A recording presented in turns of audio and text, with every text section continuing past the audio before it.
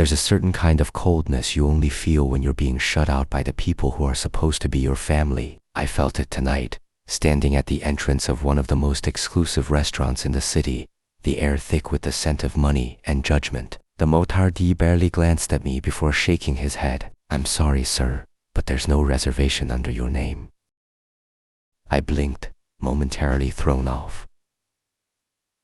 "That's impossible. I was invited to dinner with my wife's family. They should already be here." He gave me a polite but firm smile, the kind that's professionally trained to say you don't belong here. "I just checked, sir. There's a reservation for 6 under Harrison, but I'm afraid," a sharp, familiar voice cut through the conversation, dripping with amusement.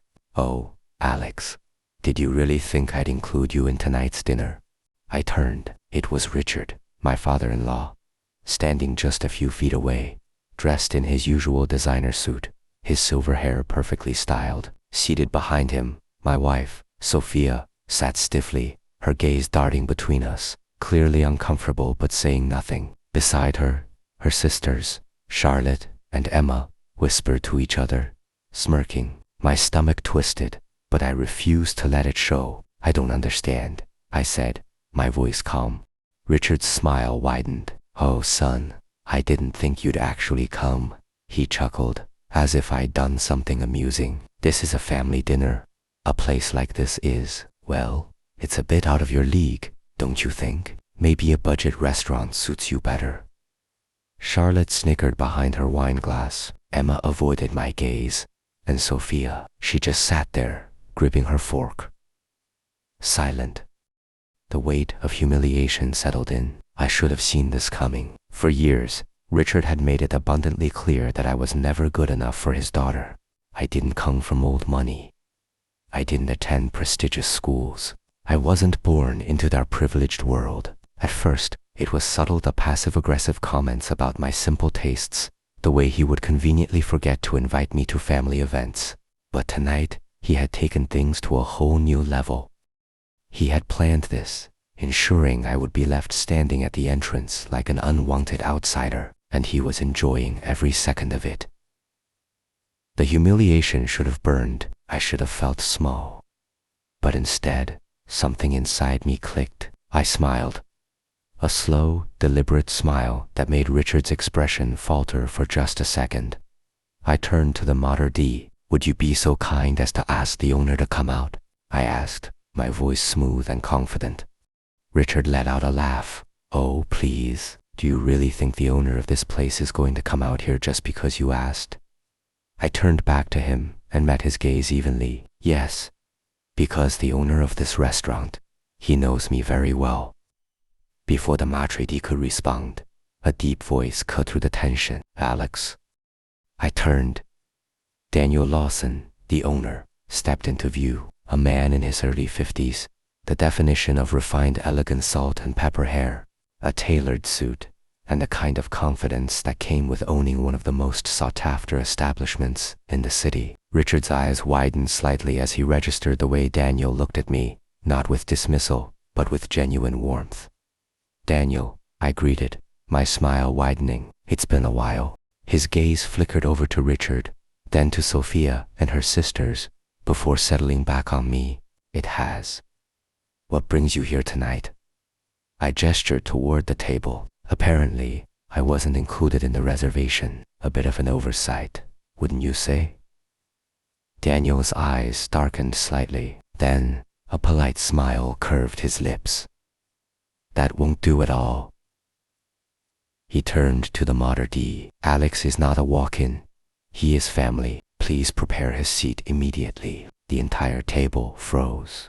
Richard, however, wasn't one to back down easily. He let out a disbelieving laugh. "Family? You must be mistaken. Alex is my daughter's husband, and I assure you he has no connections to—" "Actually," I interrupted smoothly, "Daniel and I go way back. Before I married Sophia, I used to work in high-stakes finance. And Daniel, he was my mentor." A stunned silence settled over the table. Daniel cut Richard off with a smile that didn't quite reach his eyes. "Alex isn't just some former student. I personally taught him everything he knows about spotting an undervalued asset and hostile takeovers. He was one of the sharpest minds I ever had. He then signaled for a waiter, who began setting a place at their table, right next to Sophia. And Daniel, he added, send over something special for Alex. On the house, of course. Richard's face turned a shade of red I had never seen before. He was seething, but there was nothing he could do. I took my seat as an elegant amuse-bouche was placed before me. I picked up my fork and took a bite, savoring not just the taste, but the deliciously tense silence. Richard, forcing a tight smile, tried to regain control. Well, he said, I suppose it's only natural that someone like you would know people in the working world. There it was. It wasn't just about excluding me. It was about reminding me that in his eyes, I was still just a man who had worked his way up from nothing. I turned my gaze to Sophia, studying the way she refused to meet my eyes, and that's when it hit me. This wasn't just about her father's cruelty, this was about her silence. It had happened at our wedding, when he forgot to invite my family to the rehearsal dinner. It had happened at Christmas, when he gifted me a book on basic etiquette in front of everyone. And every single time, Sophia had let it slide. Every time, she had chosen her father's approval over my dignity. I set my wine glass down. Richard, I said, my voice smooth, do you know what the difference is between you and me? I worked for everything I have. His face hardened. Are you implying that I haven't? I didn't marry into wealth, I continued, cutting him off. I didn't inherit status. I built my career from the ground up, and yet, I gestured at the table. Here we are. For the first time, I saw fear in his eyes. He had spent years trying to convince himself I didn't belong, but now he was realizing the truth. I was not someone he could break.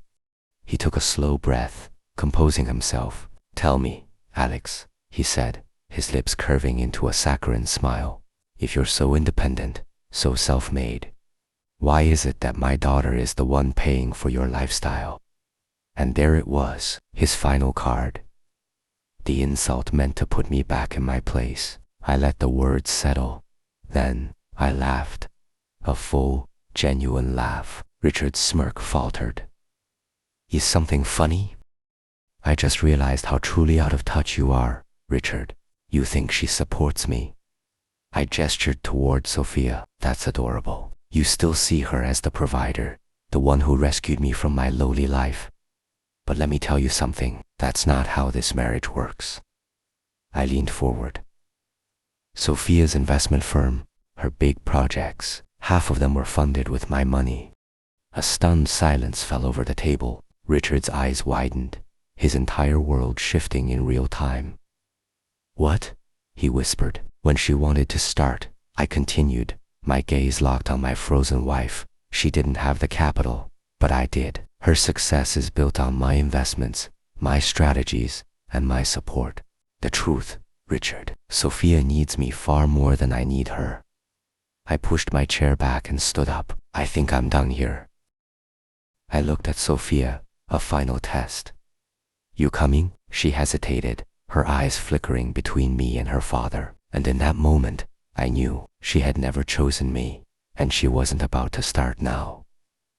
I smiled at Richard's triumphant face. What he didn't know was that I had already made my choice, too, and he was about to regret ever trying to put me in my place. I walked out of that restaurant and didn't look back. The cool night air felt like freedom. I pulled out my phone and sent a single text to my lawyer. We're moving forward. Initiate the process first thing tomorrow. The reply was instant. Understood. You'll have the first draft of the divorce settlement by noon. I arrived home before Sophia. I walked into the home office, opened the safe, he never changed the passcode, and took out the contract, the one that tied her most lucrative investment to my initial fund. I took a photo and placed it back. Next, I packed a suitcase. Calmly, by the time she walked through the door, I was sitting on the couch, waiting. She saw the suitcase. What are you doing? Leaving, I said. You made your choice, Sophia. You always do. She tried to argue. I was trying to keep the peace. Peace. I laughed without humor. Your father orchestrated my public humiliation, and you sat there and let him. It's not complicated, Sophia. It's simple. You're weak. I walked past her toward the door. I'll fight you on this. She suddenly yelled, if you think you're walking away with half of everything, you're mistaken. I stopped and turned. Oh, Sophia, you really should read your own contracts more carefully. You wouldn't even have half of what you own if it weren't for me. You used my money, and now, I smiled, I want it back. Her face drained of color. I'll be staying at the penthouse, by the way. Her brows furrowed. What penthouse? The one you think you own, I said smoothly. I had my lawyer review the ownership documents. It was never in your name. I was the initial investor, remember? I owned 51% of your firm. I never transferred it over. You just assumed. I tossed an envelope with the proof onto the counter. I'm not taking anything from you, Sophia. I already own it. She staggered back, gripping the counter for support, the reality hitting her. She didn't understand. Why? Why are you doing this? And for the first time in years, I felt completely, undeniably free. Because Sophia, I said, I finally see my worth. And I walked out for the last time. A month later, I'm sitting in that penthouse. My penthouse, a glass of champagne in my hand. The divorce is final. Richard tried to intervene, furious, but the documents don't lie. He built his daughter's cage, and now she's stuck in it. My phone buzzes. It's her. Can we talk? I don't know what to do. I smirked, shaking my head. For years, I waited for her to be the partner I needed, to stand up for me, but she was a coward, hiding behind her father's power. And the irony, she needs me now more than ever, but I don't need her at all. I typed one final message. That's not my problem anymore. Then I blocked her number, because for the first time in my life, I was choosing myself, and that was the most powerful thing I had ever done.